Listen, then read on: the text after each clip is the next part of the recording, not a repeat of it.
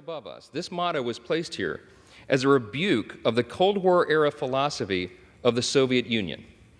That philosophy was Marxism and communism, which begins with the premise that there is no God. This is a critical distinction that is also articulated in our nation's birth certificate. We know the language well, the famous second paragraph that we used to have children memorize in school, and they don't do that so often anymore, but they should. G.K. Chesterton was the famous British philosopher and statesman, and he said one time, America is the only nation in the world that is founded upon a creed. And he said it's listed with almost theological lucidity in the Declaration of Independence. What is our creed? We hold these truths to be self-evident, that all men are created equal, not born equal, created equal. And they are endowed by the same inalienable rights, with the same inalienable rights, life, liberty, pursuit of happiness.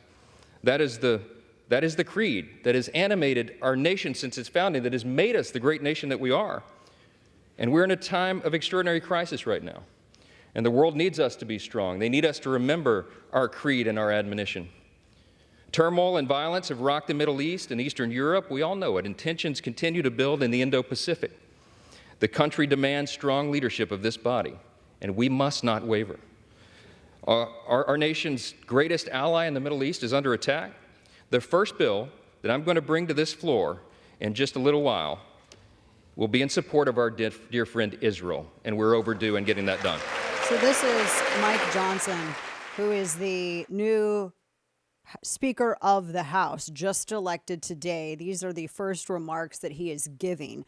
We have Congresswoman Beth Van Dyne is going to be joining us. She is on the floor, though, right now. And when Congressman Johnson, Speaker Johnson, I should say, does he mean he gets that office, doesn't he? Yeah. He gets that Pelosi office. Yeah. When he is done, then she will join if we have time. But welcome back to the program. Dana Lash here with you, bottom of this third hour. Now, as I was saying a little earlier, there's a piece out right now.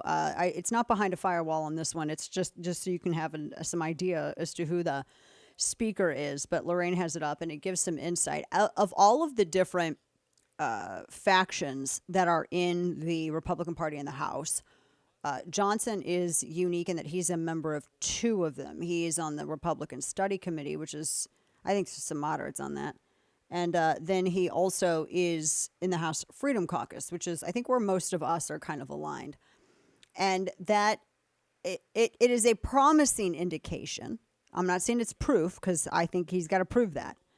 But it's a promising indication that he might be a little more successful in getting people to come together and keep the caucus together, when especially like going to be with this Israel and Ukraine funding stuff that Biden is pushing, because he wants Ukraine part of it for obvious reasons.